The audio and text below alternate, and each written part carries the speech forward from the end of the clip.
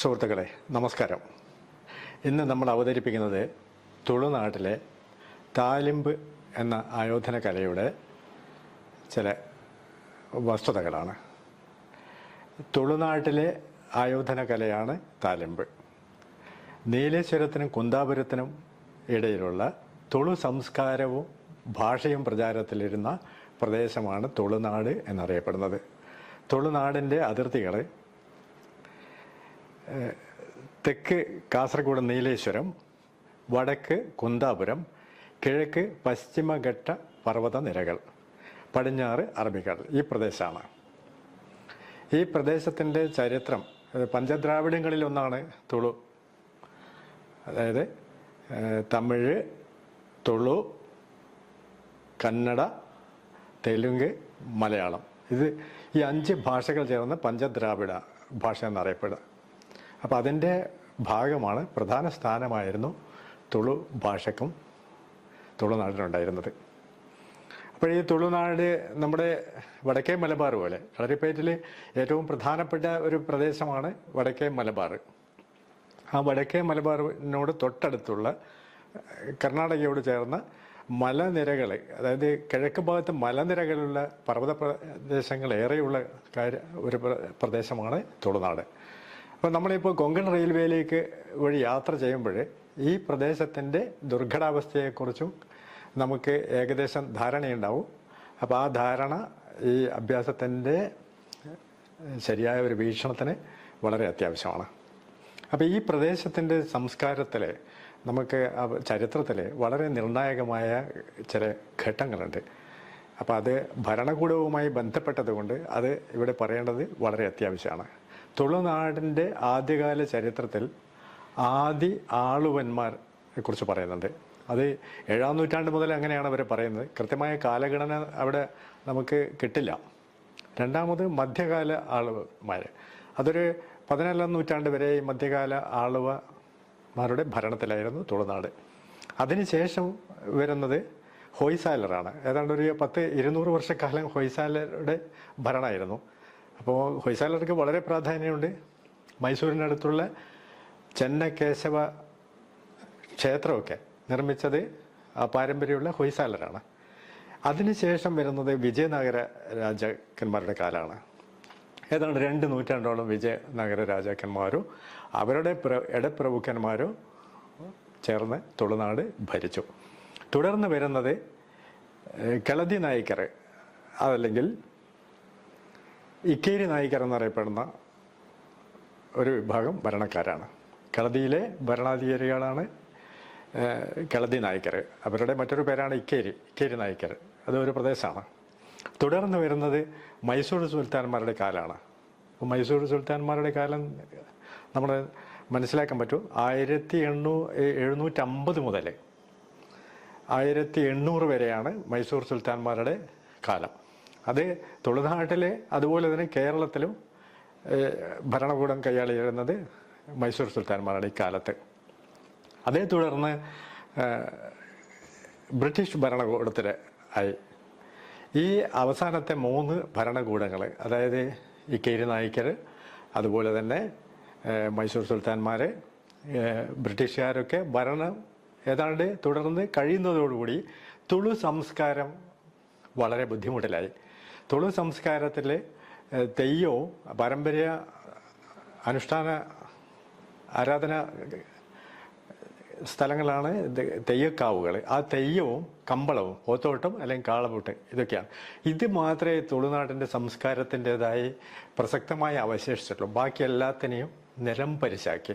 ഒരു സംസ്കാരത്തിനെ കടപുഴക്കുക എന്ന് നമ്മൾ പറഞ്ഞാൽ അതങ്ങനെ തന്നെ സംഭവിച്ചു എന്നാണ്. മറ്റൊരു സവിശേഷമായ ഒരു കാര്യം ഇവിടെ ശ്രദ്ധിക്കാനുള്ളത്, ഇപ്പം നമ്മൾ തുളുനാടൻ കളരിയെക്കുറിച്ച് ഏത് കളരിയുടെ ആളുകളും വളരെ വാചാലരാകും. എന്നാൽ നീലേശ്വരത്തിനപ്പുറം, കാഞ്ഞങ്ങാടിനപ്പുറം അത് പുഴകൾ കുറേ അതിരുകളാണ് നിശ്ചയിക്കുന്നുണ്ട്. അതേക്കുറിച്ച് ഞാൻ പിന്നീട് മറ്റൊരു വീഡിയോയിൽ പറയാം. ഈ നമ്മൾ കാഞ്ഞങ്ങാട് കഴിഞ്ഞാൽ നമുക്ക് തുളുനാട്ടിലെ യാതൊരു കളരി സംസ്കാരത്തിൻ്റെ അവശേഷിപ്പുകളില്ല. നമ്മൾ മുന്നേ പറഞ്ഞു വരുന്ന കുറേ പാരമ്പര്യമായിട്ട് നമ്മൾ പറഞ്ഞു വരുന്ന കാര്യമുണ്ട്. ഗരോഡികൾ പിന്നെ ഇടുക്കൾ എന്ന് പറഞ്ഞാൽ അസ്ത്രാഭ്യാസം നടത്തുന്ന സ്ഥലം. ഗരോഡികൾ എന്ന് പറഞ്ഞാൽ കോട്ടിച്ചെന്നയ്യ അവർ പ്രാദേശിക തെയ്യ ദൈവങ്ങളാണ്. അവരുടെ ആരാധനാക്രമമായ സങ്കേതങ്ങളുമായി ബന്ധപ്പെട്ടതാണ് ഈ ഗരോഡികൾ എന്ന് പറയുന്നത്. തെയ്യത്തിൻ്റെ ആടയാഭരണങ്ങൾ, ആയുധങ്ങളൊക്കെ സൂക്ഷിക്കുന്ന സ്ഥലമാണ്. പിന്നീടുള്ള കൊട്ടിയ എന്ന് പറയുന്ന സ്ഥലം, നമ്മൾ കൊട്ടിയയുടെ പേരിൽ നമ്മളെ ഉത്തര മലബാറിലും ധാരാളം വീടുകളുണ്ട്. കൊട്ടിയത്ത് എന്നൊക്കെ പറയുന്നത്. അത് ഇതുപോലെ തന്നെ തെയ്യങ്ങളുടെ ആചാരാനുഷ്ഠാനങ്ങളുമായി ബന്ധപ്പെട്ട് അവരുടെ സാധന സാമഗ്രികൾ സൂക്ഷിക്കുന്ന സ്ഥലങ്ങളാണ് കൊട്ടിയകൾ. അപ്പോൾ ഇതൊക്കെ നമ്മൾ ഇപ്പോഴേ മനസ്സിലാക്കേണ്ടത്. കാരണം വടക്കേ മലബാറുമായിട്ട് ബന്ധപ്പെട്ട് തുളുനാടൻ കളരിയുമായി ബന്ധപ്പെട്ട് സ്ഥാനത്തും അസ്ഥാനത്തും ഈ കാര്യങ്ങളെക്കുറിച്ചുള്ള പരാമർശങ്ങൾ നമ്മൾ എപ്പോഴും കേൾക്കുന്നതാണ്. അതുകൊണ്ടാണ്. അപ്പോൾ അതൊക്കെ നമ്മൾ മനസ്സിലാക്കുക. അതേക്കുറിച്ച് വിശദമായിട്ട് പിന്നീട് പറയാം. ഈ തുളുനാടിൻ്റെ സീമകളിൽ ഒന്നും തന്നെ സാമ്പ്രദായികമായി കളരിപ്പയറ്റുമായി ബന്ധപ്പെടുന്ന വസ്തുതകളെ അന്വേഷണത്തിൽ കണ്ടെത്താൻ കഴിഞ്ഞില്ല എന്ന് ആമുഖമായി പറയട്ടെ. എന്നാൽ ഇവിടങ്ങളിൽ, അതായത് കാസർഗോഡ് മുതൽ കുന്താപുരം വരെയുള്ള പ്രദേശങ്ങളിൽ പല സ്ഥലത്തും താലിംബ് എന്ന് പറയുന്ന ആയോധനകല വളരെ ശക്തമായി എന്ന് പറയാൻ പറ്റില്ല, എന്നാൽ പ്രചാരത്തിൽ നിൽക്കുന്നുണ്ട്. അവരുടെ തെയ്യങ്ങളിൽ, അതുപോലെ തന്നെ മറ്റു ഉത്സവങ്ങളിൽ, പിന്നെ ഒരു ഗൃഹപ്രവേശനം, വിവാഹം, ഇതിനൊക്കെ താലിംബ് എന്ന അഭ്യാസക്കളി, താലിംബിന് തുളുവിലെ കളി അല്ലെങ്കിൽ അഭ്യാസം എന്നാണ് പറയുന്നത്. അപ്പം നാനാതരത്തിലുള്ള അഭ്യാസങ്ങൾ, അതൊരു പ്രദർശന സമ്പ്രദായമായിട്ടാണ് ഇപ്പോൾ കാണുന്നത്. അതിൽ താലിംബ് വളരെ ജനങ്ങൾക്ക് ശ്രദ്ധിക്കപ്പെടുന്ന വിധത്തിൽ ഉണ്ട് താനും. അപ്പം ഇത് നമ്മൾ വ്യക്തമായി മനസ്സിലാക്കണം. ഞാൻ വ്യക്തിപരമായിട്ട് എൻ്റെ താല്പര്യം 1981 ഞാൻ മല്ലികാർജുന ക്ഷേത്രത്തിൽ വെച്ച് ഒരു ആയോധന കലാ പ്രദർശനം കാണുകയുണ്ടായി. ആ പ്രദർശനത്തിൽ വടി, വാള്, നമ്മുടെ കളരിയിൽ നിന്ന് വ്യത്യസ്തമായിട്ടുള്ള കാര്യങ്ങളാണ്. വടിയും വാളും മറ്റ് ആയുധങ്ങളും ഗദകളും ഒക്കെ ഉപയോഗിച്ചുകൊണ്ട് നാനാതരത്തിലുള്ള പ്രകടനങ്ങളും അവിടെ ഉണ്ടായി. അത് കാസർഗോഡ് കരന്തക്കാട് വീരാഞ്ജനേയ വ്യായാമശാല ആയിരുന്നു അവതരിപ്പിച്ചത് എന്ന് ഞാൻ മനസ്സിലാക്കുന്നത്. അദ്ദേഹത്തെ എനിക്ക് അത്രയും ഭൂതകാലത്തുള്ളതിൻ്റെ വിശദാംശങ്ങൾ എനിക്ക് അത്രയേ ഇപ്പോൾ ഓർക്കാൻ പറ്റുന്നുള്ളൂ. പക്ഷേ അതിഗംഭീരമായ പ്രദർശനമായിരുന്നു അത്. അതേ തുടർന്ന് കാസർഗോഡിൻ്റെ ഇതിൻ്റെ വേരുകളെ അന്വേഷിക്കാനുള്ള ഒരു ശ്രമം ആരംഭിച്ചു. ആ അന്വേഷണത്തിൻ്റെ ഭാഗമായി എനിക്ക് കാസർഗോഡ് തന്നെയുള്ള പി നാരായണ മൂടിത്തായ എന്ന അധ്യാപകനെ, കാസർഗോഡ് ഗവൺമെൻറ് കോളേജിലെ അധ്യാപകനായിരുന്നു അദ്ദേഹവുമായി ബന്ധപ്പെട്ട്, അപ്പോൾ ഇതിനെക്കുറിച്ച് ആമുഖമായി വളരെ ചെറിയൊരു വിവരണങ്ങൾ അദ്ദേഹം നടന്നത്. ഈ അഭ്യാസവുമായിട്ട് ബന്ധപ്പെട്ട ആളുകളെക്കുറിച്ചുള്ള വിവരങ്ങൾ അദ്ദേഹം എനിക്ക് ശേഖരിച്ച് തന്നിട്ടുണ്ട്. അദ്ദേഹത്തിന് ഈ പ്രദേശങ്ങളെക്കുറിച്ച് വളരെ നല്ല അഗാധമായ ജ്ഞാനമുള്ള വ്യക്തിയാണ്. കന്നഡയിലും മലയാളത്തിലുമായി വിവർത്തനങ്ങളും മറ്റ് ഗ്രന്ഥങ്ങളുമായി 40ഓളം ഗ്രന്ഥങ്ങൾ രചിച്ചിട്ടുണ്ട്. അദ്ദേഹത്തിൻ്റെ വിലയേറിയ അഭിപ്രായങ്ങളും സഹായ സഹകരണങ്ങളും താലിംബിനെക്കുറിച്ചുള്ള കാഴ്ചപ്പാട് രൂപീകരിക്കാൻ വളരെ പ്രസക്തമായിട്ടുണ്ട്. ഇന്ന് ഈ വീഡിയോയിൽ അവതരിപ്പിക്കുന്ന അഭ്യാസം 2025 ജൂൺ 15 കാസർഗോഡ്, ഉപ്പള എന്ന പ്രദേശത്ത് കർണാടക അതിർത്തിയോട് ചേർന്ന് ബായിക്കോട്ടി എന്ന് പറയുന്ന സ്ഥലത്തിന് അടുത്തുള്ള വേരിപ്പത് എന്ന സ്ഥലത്ത് വെച്ചാണ് നമ്മൾ റെക്കോർഡ് ചെയ്തത്. അവിടെയുള്ള മൂകാംബിക വ്യായാമശാലയിൽ വെച്ചാണ് ഈ കാര്യങ്ങൾ നമ്മൾ റെക്കോർഡ് ചെയ്ത് വെച്ചിരിക്കുന്നത്. ആ വ്യായാമശാലയിലെ ഗുരു മാധവ ഷെട്ടി, അദ്ദേഹത്തിന് 65 വയസ്സാണ്. അദ്ദേഹം ശേഷു പൂജാരി എന്ന ഗുരുക്കളിൽ നിന്നും 7 വർഷക്കാലം താലിംബ് പഠിച്ചിട്ടുണ്ട്. അദ്ദേഹം ശേഷു പൂജാരി മഞ്ചേശ്വരം കനില സ്വദേശിയായിരുന്നു. തുടർന്ന് തെക്കൻ കാനഡയിൽ പല സ്ഥലങ്ങളിലും നിരവധി സ്ഥലങ്ങളിൽ അദ്ദേഹം താലിംബ് ക്ലാസ്സുകൾ സ്വന്തമായി നടത്തി. ഒരു 42 വർഷമായി വളരെ സജീവമായി ഈ രംഗത്തുണ്ട്. അദ്ദേഹത്തിന് നിരവധി ശിഷ്യന്മാരുണ്ട്. താലമ്പിനെ കുറിച്ച് ആധികാരികമായി പറയാനും പ്രദർശിപ്പിക്കാനും ഉള്ള കഴിവും യോഗ്യതയും അദ്ദേഹത്തിനുണ്ട്. അദ്ദേഹത്തിന് ആണ് നമ്മളെ ഈ താലിമ്പിനെ കുറിച്ച് വിവരിക്കാനും പ്രദർശനത്തിനുമൊക്കെയായി സമീപിച്ചത്. അദ്ദേഹം സദയം ഏറ്റു. അദ്ദേഹവും ശിഷ്യന്മാരുമാണ് ഈ നമ്മുടെ ഈ സംവാദത്തിലുള്ളത്. സംവാദത്തിന് ശേഷം അടുത്ത പാർട്ടിൽ പ്രദർശനക്കളി എന്ന നിലയിൽ ഈ അല്പം പ്രദർശനങ്ങൾ ഇതിൽ അവതരിപ്പിക്കുന്നുണ്ട്. അതുകൊണ്ട് ഈ പരിപാടിയിലേക്ക്, ഈ വീഡിയോയിലേക്ക് ഞാൻ ആയോധന കലാപ്രേമികളെ, സാംസ്കാരിക പ്രവർത്തകരെയും ക്ഷണിക്കുകയാണ്. നമ്മൾ വളരെ ശ്രദ്ധിക്കേണ്ടുന്ന ഒരു കാര്യമുണ്ട്. പൗരസ്ത്യ ആയോധന കലകൾക്കെല്ലാം ഒരു സംസ്കാരമുണ്ട്. അത് ആ നാട്ടിലെ പാരമ്പര്യ സംസ്കാരവുമായി ബന്ധപ്പെട്ടതാണ്. ഈ പാരമ്പര്യ സംസ്കാരത്തെ പാരമ്പര്യവാദികളായ പ്രദേശത്തെ ജനത സഹർഷം പുലുകുകയും മറ്റു ബാഹ്യമായതിനെ എതിർക്കുകയും ചെയ്യും. ഈ ബാഹ്യമായതിനെ എതിർക്കുന്നത് കൊണ്ട് തന്നെ ഭരണാധികാരികൾക്ക്, വിശേഷിച്ച് വൈദേശിക ഭരണാധികാരികൾക്ക് മുന്നിൽ ഇതൊരു പ്രശ്നമാണ്. ഈ പ്രശ്നത്തിൻ്റെ ഭാഗമാണ് ആയോധന കലകൾ, കളരിപ്പയറ്റായാലും ശരി, മറ്റ് അതിലെ അവാന്തര വിഭാഗങ്ങളായാലും മറ്റ് അഭ്യാസങ്ങളായാലും ശരി, അത് നിരോധിക്കപ്പെട്ടതും അടിച്ചമർത്തപ്പെട്ടതും ആ അഭ്യാസം പരിശീലനം നടത്തുന്ന ആളുകളെ കുറ്റവാളികളായി പ്രഖ്യാപിച്ചതും ഇത്തരമൊരു പശ്ചാത്തലത്തിലാണെന്ന് നമ്മൾ ശ്രദ്ധിക്കേണ്ടതുണ്ട്. എല്ലാവർക്കും നമസ്കാരം. വീഡിയോയിലേക്ക് എല്ലാവരെയും സ്വാഗതം ചെയ്തുകൊള്ളുന്നു. ಬೇರಿಪದವಿನ ಈ ಪ್ರಶಾಂತ ಸುಂದರ ಪ್ರದೇಶ ಮೂಕಾಂಬಿಕಾ ಭಜನಾ ಮಂದಿರ. ಇಲ್ಲಿ ನಮ್ಮ ಕಣ್ಣೂರಿನಿಂದ കളರಿಪಯಟಿನ ಬಗ್ಗೆ ಬಹಳ ಆಳವಾದ ಅಧ್ಯಯನವನ್ನು ಮಾಡಿ ಅದರಲ್ಲಿ PhD ಮಾಡಿ ಕೆಲವು ಪುಸ್ತಕಗಳನ್ನು ಬರೆದಿರುವಂತಹ ಗಂಗಾಧರನ್ ಚಂದ್ರೋತ್ ಬಂದಿದ್ದಾರೆ. ನಿಮ್ಮೆಲ್ಲರ ಗುರುವಾದಂತಹ ಮಾಧವ ಅವರ ಮುಂದೆ ಒಂದೆರಡು ಮಾತು ಅವರ ಬಗ್ಗೆ ನಾನು ಹೇಳೋದಕ್ಕೆ ಇಷ್ಟಪಡ್ತೇನೆ. ಗಂಗಾಧರನ್ ಚಂದ್ರೋತ್ ಅವರು, ಅಥವಾ ನಾವೆಲ್ಲರೂ ಕೇಳಿದ್ದೇವೆ, കളರಿಪಯಟ್ ಮತ್ತು ತಾಲೀಮು ಅಂತ ಹೇಳಿ ಅವರು ಉಚ್ಚರಿಸ್ತಾರೆ. ಈ ಎರಡು ವಿಷಯಗಳ ನಡುವೆ ಏನು ಸಂಬಂಧ ಇದೆ, ಎಷ್ಟು ಕಾಲದ ಹಿಂದೆ ಸಂಬಂಧ ಇತ್ತು, ಒಂದು ವೇಳೆ ಈಗ ಅಂತ ಸಂಬಂಧಗಳು ಇಲ್ಲದಿದ್ರೆ ಎನ್ನುವ ಕುರಿತು ಅವರಿಗೆ ತಿಳಿಬೇಕಾಗಿದೆ. ಈ ಊರೆಲ್ಲ ಸುತ್ತಿದವರು ಹೌದು ಗಂಗಾಧರನ್ ಚಂದ್ರೋತ್ ಅವರು ಸುಮಾರು 1981 ಕಾಲಘಟ್ಟದಲ್ಲಿ ನಮ್ಮ ಮಲ್ಲಿಕಾರ್ಜುನ ದೇವಸ್ಥಾನದ ಪರಿಸರಕ್ಕೆ ಬಂದಿದ್ರಂತೆ. ಅಲ್ಲಿ ಇದನ್ನು ಕಾಸರಗೋಡು ಅಲ್ಲಿ ಕಂಡಿದ್ದಾರೆ ಅವರು. ಆಮೇಲೆ ನಮ್ಮ ಉಡುಪಿಯಲ್ಲೂ ಮತ್ತು ಮಂಗಳೂರು ಈ ಪ್ರದೇಶದಲ್ಲೆಲ್ಲ ತಾಲೀಮು ಎನ್ನುವಂತ ಹೆಸರಿನಲ್ಲಿ ಈ ಕಲೆ ಬೆಳಗ್ತಾ ಇದೆ. ಸುಮಾರು 42 ವರ್ಷಗಳಿಂದ ಮಾಧವ, ನೀವು 48 ವರ್ಷಗಳಿಂದ ಇದನ್ನು ಅಭ್ಯಾಸ ಮಾಡುವಂತವರಿಗೆ ಬೇರೆ ಬೇರೆ ಕಡೆಗೆ ಹೋಗಿ ಪಾಠ ಮಾಡುತ್ತಾ ಇದ್ದೀರಿ. ಸುಮಾರು 12 ಟೀಮ್ಗಳು ಅವರಿಗೆ ಈ ವಿದ್ಯೆಯನ್ನು ಅವರಿಗೆ ನೀವು ಕಲಿಸ್ತಾ ಇದ್ದೀರಿ ಅನ್ನುವಂಥ ವಿಷಯವು ನಮಗೆ ಗೊತ್ತಾಗಿದೆ. ಚಂದ್ರೋತ್ ಅವರ ಅಭಿಪ್ರಾಯ ಏನಿದೆ ಅಂತ ಹೇಳಿ ನನಗೆ ಗೊತ್ತಿಲ್ಲ. ಅವರು ಈ ತಾಲೀಮು ಮತ್ತು കളರಿಪಯಟ್ ಈ ಎರಡನ್ನು, ಅವುಗಳ ಸಂಬಂಧ ಏನು ಎನ್ನುವಂಥದ್ದನ್ನು ತಿಳಿಯುವುದಕ್ಕೆ, ಹೆಚ್ಚು ತಿಳಿಯೋದಕ್ಕೆ ಬೇಕಾಗಿ ಬಂದವರು ಅವರೇನೋ ಮಾತನಾಡ್ತಾ ಹೇಳಿದ್ರು, ಇದು ಬೇರೆಯೇ ಅದು ಬೇರೆಯೇ ಅಂತ ಹೇಳಿದ್ರು. ಆದರೆ ನಾವು ಸಾಹಿತ್ಯವನ್ನೆಲ್ಲ ಓದಿದಾಗ ಮಲಯಾಳ ಸಾಹಿತ್ಯದಲ್ಲಿ ವಡಕ್ಕನ್ ವೀರಗಾದ, ವಡಕನ್ ಪಾಠಗಳು ಅಂತ ಹೇಳಿ ನಾವು ಕಾಣ್ತೇವೆ. ಅದರಲ್ಲಿ ತುಳುನಾಡನ್ ಕಲಾ ಅಂತ ಹೇಳಿ ಇದರ ಬಗ್ಗೆ ಮಾತು ಬಂದಿದೆ. ಏನೋ ನನಗೆ ಅಷ್ಟು ಆಳವಾದ ಅನುಭವ ಇಲ್ಲ.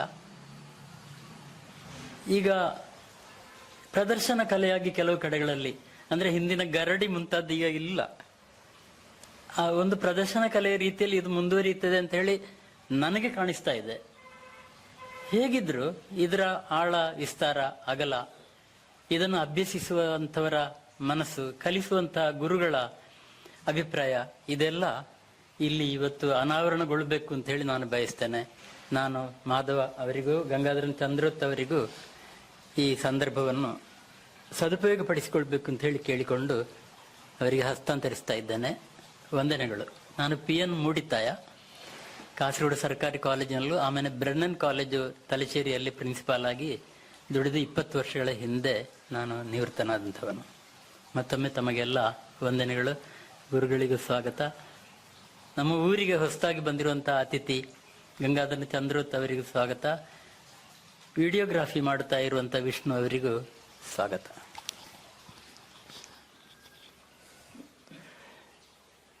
Good evening, my friends.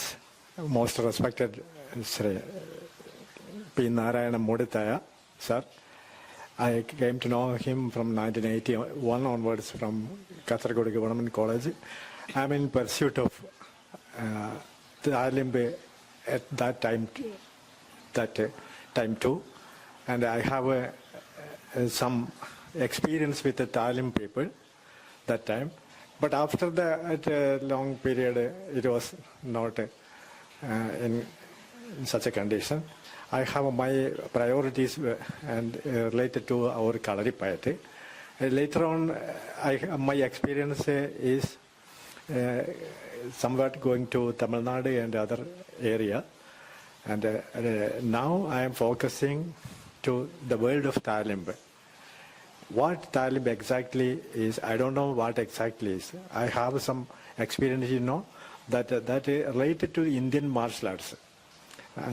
I contacted Sri Moditaya sir to connect some expert people to do some work in Talimb. I think that this Talimb must be exposed to the world because it is contained many things culturally and historically. Very important martial art is this. And luckily we got Sri Madhava Master from Baikote, Kasaragod, near to the Karnataka. And this area is the focus area of Tulunadu. And the Tulunadu people now, I think, was confused with this Kalari piety. Tulunadan piety, I believe that Tulunadan piety exists or not. If exists, that having some relationship with this Talimb. I believe so.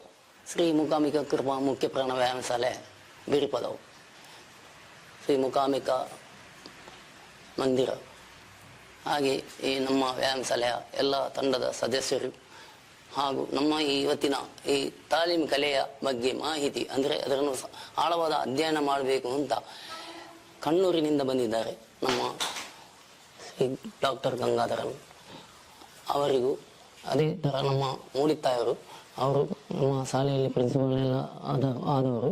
ಅವರ ನಮ್ಮ ಪರಿಚಯ ನಮಗೆ ಇಲ್ಲ, ಆದರೂ ಅವರ ಹೆಸರು ಕೇಳಿದೆ ನಾನು. ಅವರಿಗೂ ಕೂಡ ನಮ್ಮ ವ್ಯಾಯಾಮ ಶಾಲೆಯ ಪರವಾಗಿ, ನಾವು ನಮ್ಮ ಶಿಷ್ಯಾಂದಿರ ಪರವಾಗಿ, ಎಲ್ಲ ನಮ್ಮ ಈ ಸಂಘದ ಸದಸ್ಯರ ಪರವಾಗಿ ಎಲ್ಲರಿಗೂ ನಾನು ಹಾರ್ದಿಕವಾದ ಸ್ವಾಗತವನ್ನು ಬಯಸುತ್ತಿದ್ದೇನೆ.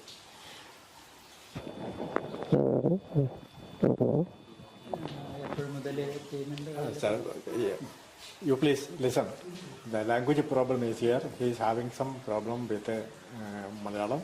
And he exposed his history of learning and teaching. So, you please tell in your language. No problem. Your experience, your teaching and your learning and teaching. ನಿಮ್ಮ ಅನುಭವ, ನಿಮ್ಮ ಅಧ್ಯಯನ ಅದರ ಬಗ್ಗೆ ಕನ್ನಡದಲ್ಲಿ ಹೇಳ್ತೀನಿ, ತೊಂದರೆ ಇಲ್ಲಲ್ಲ. ನಾನು ಮಾಧವ್ ಸಿಟಿ ಅಂತ, ಬಡಾಜೆ ಮಂಜೇಶ್ವರದಲ್ಲಿ ನಮ್ಮ ಊರು, ಸಣ್ಣ ಗ್ರಾಮ. ಅಲ್ಲಿ ಬಡಾಜೆಯಲ್ಲಿ ಒಂದು ಸಣ್ಣ ವ್ಯಾಯಾಮ ಶಾಲೆ, ಅಂದರೆ ಗರಡಿ ಶಾಲೆ ಅಂತಲೇ ಹೇಳ್ಬೋದು. ಸುಮಾರು ಒಂದು 60 ವರ್ಷಕ್ಕಿಂತ ಮೊದಲೇ ಇತ್ತು. ಆವಾಗ ನಾನು ಸಣ್ಣವ, ನನಗೆ ಒಂದು 13-14 ವರ್ಷ ಆಗ್ಬೋದು. ಆ ಸಮಯದಲ್ಲಿ ನಮ್ಮ ಗುರುಗಳು ಸೇಸು ಪೂಜಾರಿ ಕಣಿಲ ಅಂತೇಳಿ, ಅವರು ನಮ್ಮ ಅಲ್ಲಿ ಎಷ್ಟೋ ಮಂದಿಗೆ ತರಬೇತಿ ಕೊಡ್ತಾ ಇದ್ರು. ನನ್ನಿಂದ ದೊಡ್ಡ ದೊಡ್ಡ ಯುವಕರೆಲ್ಲ ಇದ್ದರು, ನನಗೆ ಎಷ್ಟೋ ಒಂದು 10-15 ವರ್ಷಕ್ಕೆ ಮೇಲೆ ಇದ್ದವರು. ಅವರೆಲ್ಲ ಆ ಕಾಲದಲ್ಲಿ ತುಂಬ ದುರಾಭ್ಯಾಸಗಳಿಂದ ಸ್ವಲ್ಪ ದುರಾಭ್ಯಾಸವನ್ನು ಹಿಡ್ಕೊಂಡು ಬರ್ತಾ ಇದ್ದರು. ಸ್ವಲ್ಪ ಬಿಡಿಸೋದು, ಅದು ಕುಡಿಯುವ ಅಭ್ಯಾಸ ಕೆಲವರಿಗೆ ಇತ್ತು. ಅಂದರೆ ಕೆಲವು ಕೂಲಿ ಕೆಲಸಕ್ಕೆಲ್ಲ ಹೋಗ್ತಾ ಇರ್ತು. ಅವರಿಗೆಲ್ಲ ಮೈಕೈ ಎಲ್ಲ ನೋವಾಗುವಾಗ ಅದಕ್ಕೆ ಸ್ವಲ್ಪ ಅವರು ಆಗ್ತಾ ಇದ್ದರು. ಆ ಸಮಯದಲ್ಲಿ ಮಾಸ್ಟರ್ ಮಾತ್ರ ವ್ಯಾಯಾಮ ಶಾಲೆ ಒಳಗೆ ಯಾವುದೇ ದುರಭ್ಯಾಸವನ್ನು ಹಿಡ್ಕೊಂಡು ಬರಲಿಕ್ಕೆ ಬಿಡ್ತಿರಲಿಲ್ಲ. ನಾನು ಒಂದು 7 ವರ್ಷ ಅವರಲ್ಲಿ ಸೇಸು ಪೂಜಾರಿ ಹತ್ರ ಈ ತಾಲೀಮ್ ಕಲೆಯನ್ನು ಒಂದು ಕರಗತ ಮಾಡಿದೆ. ನನಗೆ ಮಾಸ್ಟರ್ ನನ್ನನ್ನು ನೋಡಿ, ಅವರಿಗೆ ನನ್ನ ಗುಣ ಎಲ್ಲ ನೋಡಿ ಅವರಿಗೆ ಒಳ್ಳೆ ಖುಷಿಯಾಯಿತು. ಅವರು ಆ ಸಮಯದಲ್ಲಿ ನನಗಿಂತ ಸೀನಿಯರ್, ಅಂದರೆ ನನಗಿಂತ ಹೆಚ್ಚು ಪ್ರಾಯದವರ ಅನುಭವಶಾಲಿಗಳು ಇದ್ದರೂ ಕೂಡ ನನಗೆ ಸಾಧಾರಣ ಒಂದು 7 ವರ್ಷ ಅವರ ಹತ್ರ ನಾನು ನನ್ನ ಈ ತಾಲೀಮ್ ಕಲೆಯನ್ನು ವಿದ್ಯೆಯನ್ನು ನಾನು ಕಲಿತಿದ್ದೇನೆ.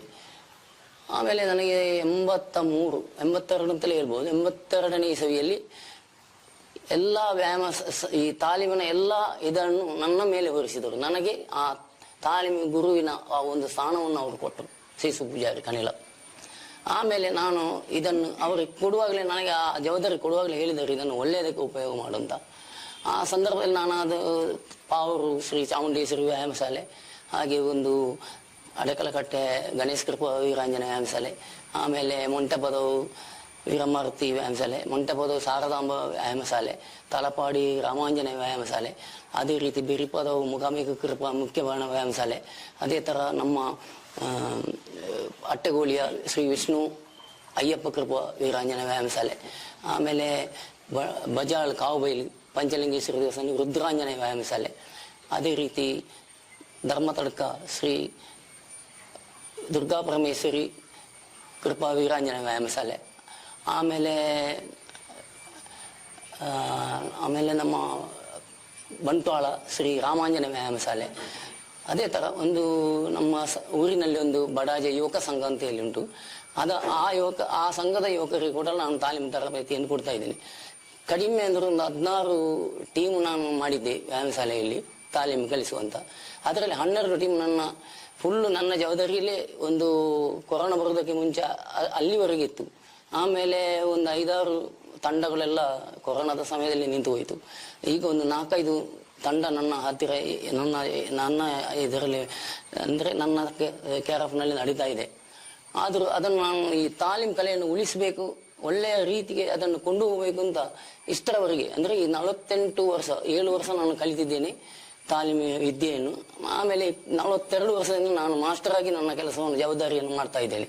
ತುಂಬ ಕಡೆಗೆ ಹೋಗಿದ್ದೇವೆ ನಾವು. ಕರ್ನಾಟಕದಲ್ಲಿ ಆಡಿದ್ದೇವೆ, ಮೈಸೂರು ದಸರಾ, ಅದೇ ಥರ ಕರಾವಳಿ ಉತ್ಸವ, ಅದೇ ಥರ ನಾವು ಕುಂದಾಪುರ, ಉಡುಪಿ, ಅಲ್ಲೆಲ್ಲ ತುಳುನಾಡ ಕಲಾ ಇದು, ಮತ್ತೆ ಧರ್ಮಸ್ಥಳದಲ್ಲಿ ಉಜಿರೆಯಲ್ಲಿ ತುಳುರಾಯಣ, ಹೀಗೆ ಕಾಸರಗೋಡು ಜಿಲ್ಲೆಯಲ್ಲಿ ಕಯ್ಯಾರ ಗಿಂಜಂಡ್ರಿ ಅವರ ಎಲ್ಲಿ ನಾವು ಕಾಸರಗೋಡಿನಲ್ಲಿ ಅಂತ ಹೇಳ್ತಾರೆ, ಕಾಸರಗೋಡು ಚಿನ್ನ ಅವರ ಮುಖಾಂತರ ಅಲ್ಲಿ ಕೂಡ ನಾವು ಅವರ ತುಂಬ ಕಾರ್ಯಕ್ರಮಕ್ಕೆ ನಾವು ಆಡಿದ್ದೇವೆ.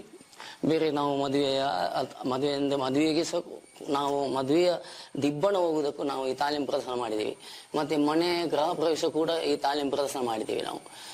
ಆದರೆ ಈ ಗುರುಗಳು ನನಗೆ ಈ ತಾಲೀಮು ವಿದ್ಯೆಯನ್ನು ಕೊಡುವಾಗ ಯಾರು ಕೇಳಿದ್ರು ಕೊಡಬೇಕು ಅಂತ ಹೇಳಿದ್ದಾರೆ. 1-2-3 ವಾರ ಬಂದಿದ್ದಾರೆ, ಆಮೇಲೆ ಅವರ ಮನೆಯವರು ಬಿಡಲಿಲ್ಲ, ಏನೋ ಗೊತ್ತಿಲ್ಲ, ಅವರು ಹೋದ್ರು.